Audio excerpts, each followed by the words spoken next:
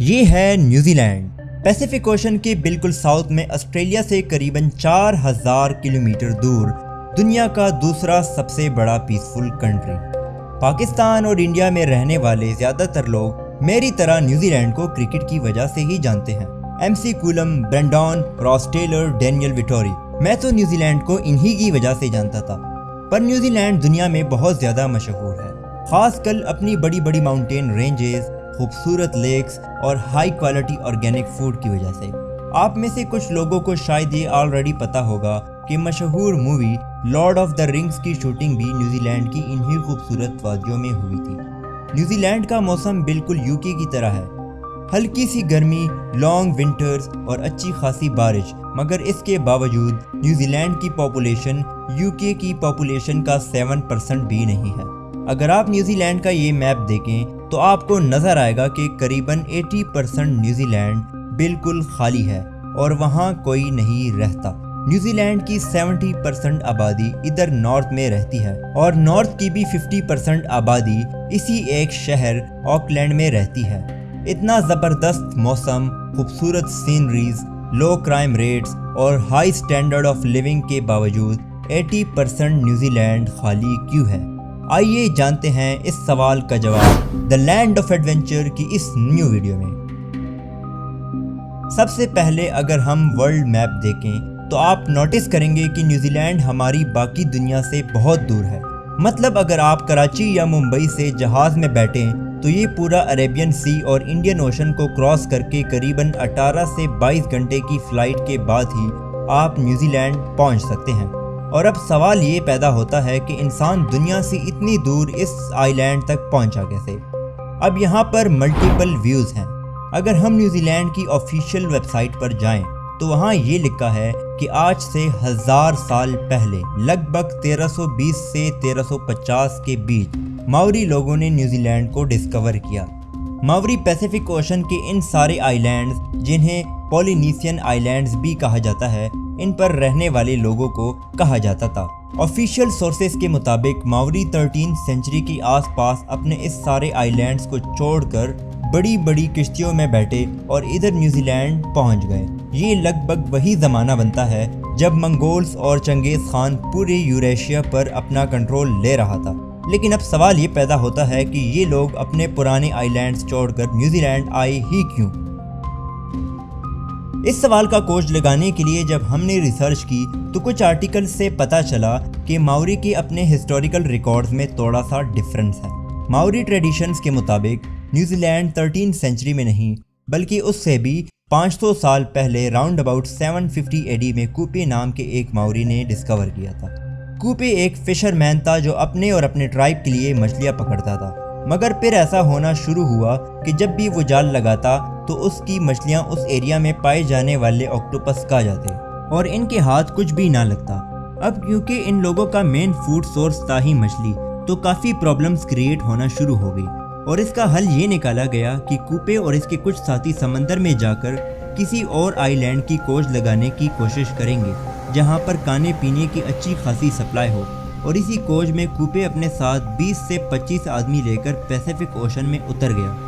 کچھ دن کے سفر کے بعد ہی انہیں بڑے بڑے پہاڑوں والا ایک آئی لینڈ نظر آیا۔ یہ نیوزی لینڈ تھا، سی فوڈ، بھیڑ بکریوں اور پلوں سے مالا مال آئی لینڈ جس پہ اور کوئی دوسرا انسان نہیں تھا۔ یہ کوپے اور اس کے ٹرائب کے لیے پرفیکٹ جگہ تھی۔ کوپے نے اپنے چند ساتھیوں کو واپس پولینیشین آئی لینڈ بھیجا تاکہ وہ باقیوں کو اس آئی لینڈ کی خبر دے، اور اسی طرح نیوزی لینڈ پر ماوری لوگ آباد ہونا شروع ہوئے۔ 17ویں صدی تک ماوری لوگ سکون سے نیوزی لینڈ میں رہتے رہے اور دنیا سے دور ہونے کی وجہ سے ان کی کسی سے دشمنی نہ تھی اور نہ ہی کسی سے کوئی خطرہ۔ مگر یہ سب بہت جلد بدلنے والا تھا۔ یہ وہ وقت تھا جب ویسٹرن نیشن اپنی طاقت کو بڑھانے کے لیے پوری دنیا میں پھیل رہی تھی۔ ایکسپلوررز کو بھیجا جا رہا تھا کہ وہ آئی لینڈ، کنٹریز اور کانٹیننٹس ڈسکور کریں جن پہ قبضہ کر کے یورپین کنٹریز اپنی پاور بڑھا سکیں۔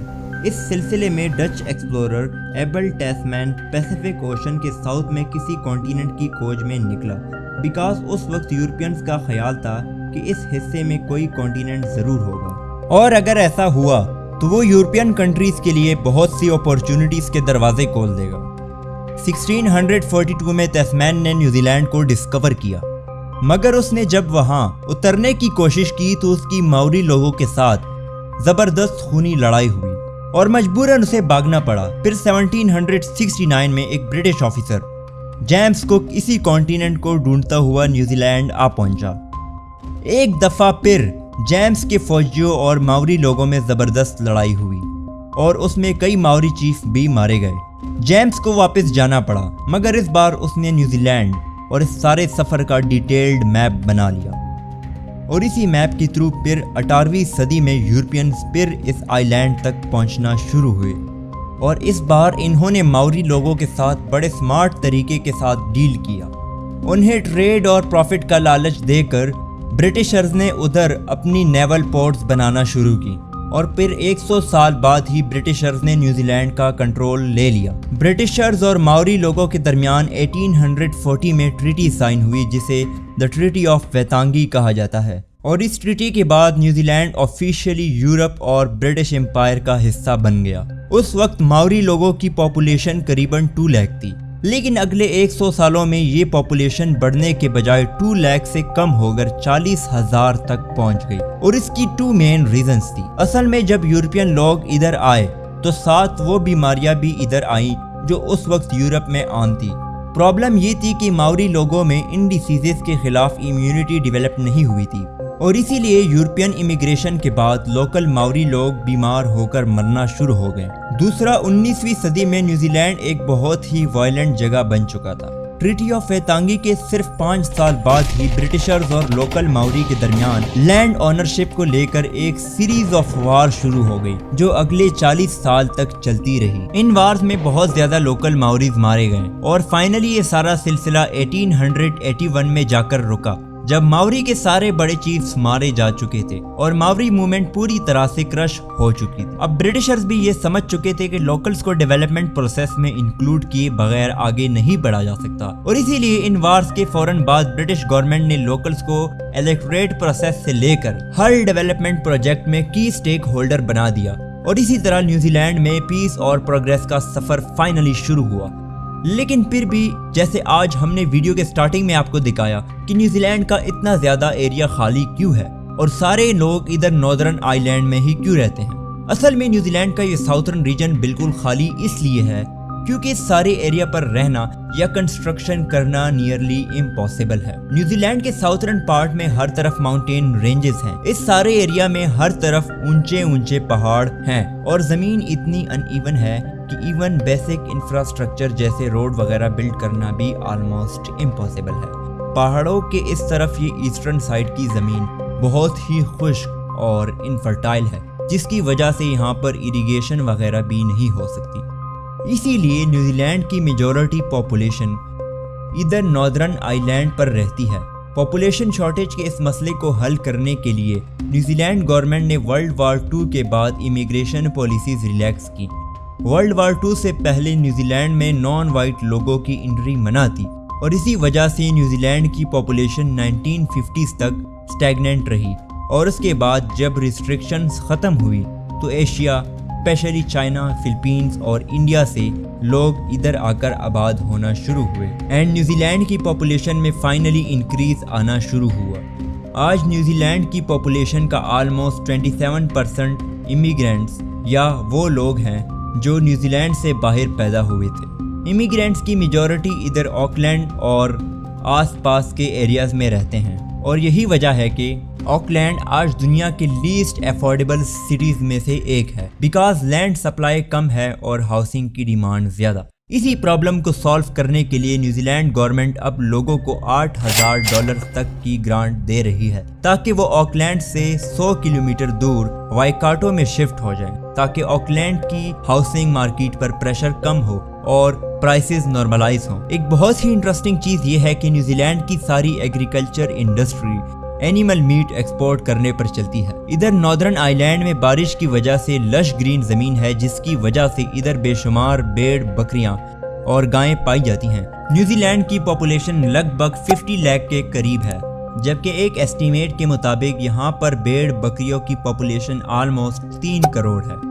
और इसीलिए न्यूजीलैंड दुनिया में सबसे ज्यादा मटन, और शीप वूल एक्सपोर्ट करने वाला कंट्री है। न्यूजीलैंड का 95% मीट बाहर एक्सपोर्ट होता है और 2019 में इस एक्सपोर्ट से न्यूजीलैंड ने $46 बिलियन का रेवेन्यू कमाया।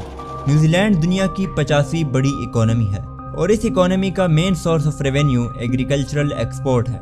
$46 बिलियन सिर्फ गोश्त की एक्सपोर्ट से कमाना एक अनबिलीवेबल चीज़ है और ये इंडिया, पाकिस्तान और बांग्लादेश के लिए एक मोटिवेशन होनी चाहिए, क्योंकि ये तीनों प्राइमरीली एग्रीकल्चरल कंट्रीज़ हैं। अगर आपको आज की ये वीडियो अच्छी लगी हो तो वीडियो को लाइक और चैनल को सब्सक्राइब करना ना भूलिएगा। तब तक के लिए खुदा हाफिज़।